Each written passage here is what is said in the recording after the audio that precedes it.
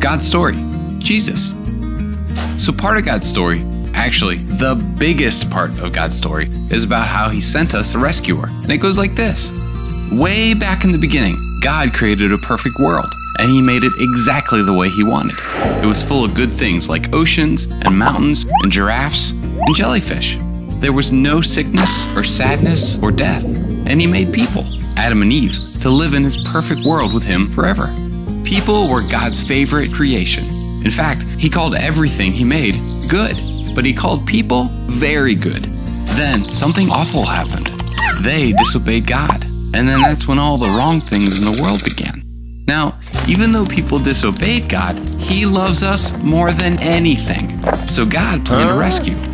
One day, he would send his son to rescue his family from all the wrong things in the world. That way, we could be close to God again. God's family was so excited about this rescuer. They waited hundreds and hundreds of years. They thought the rescuer would be a mighty king or maybe a powerful warrior. Imagine their surprise when the rescuer was born as a little baby.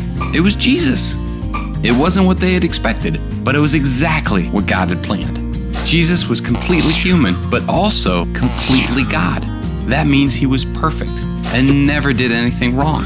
He ate and slept and had friends, just like you and me, but he could also do incredible things that only God can do. And when he was all grown up, he was ready to show the whole world that he was God's son. When Jesus was an adult, he started traveling and doing miracles. A miracle is something amazing that can only happen with God's help. And Jesus did lots of miracles. He went to a party and turned water into wine. He fed 5,000 hungry people with just 5 loaves of bread and 2 fish. He calmed a raging storm by telling it to stop. He walked on water. He healed people everywhere he went. He made blind people see and paralyzed people walk. He touched the sick and made their diseases disappear. He even brought a dead man back to life. And he told people that he could do all of this because he was the Son of God.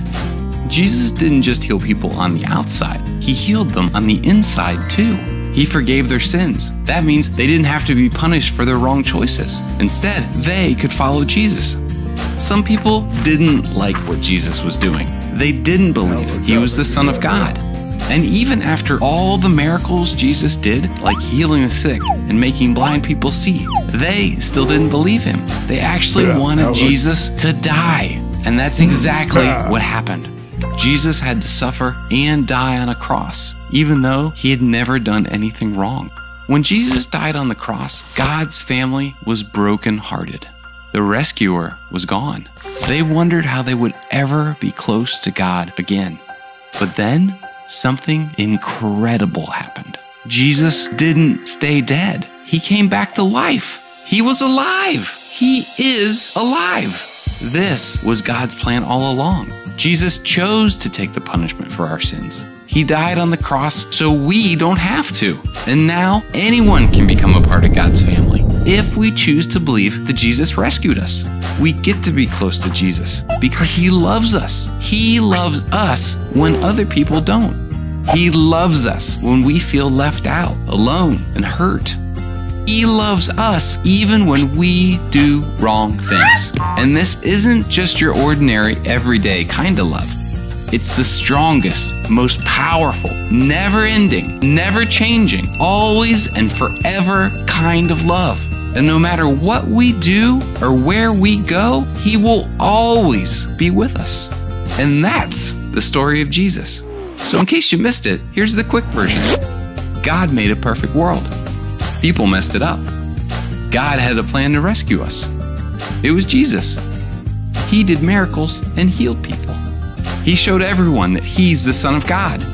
He died for us, rose from the dead, and forgave our sins.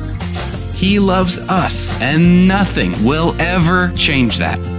And that's a really great part of God's story.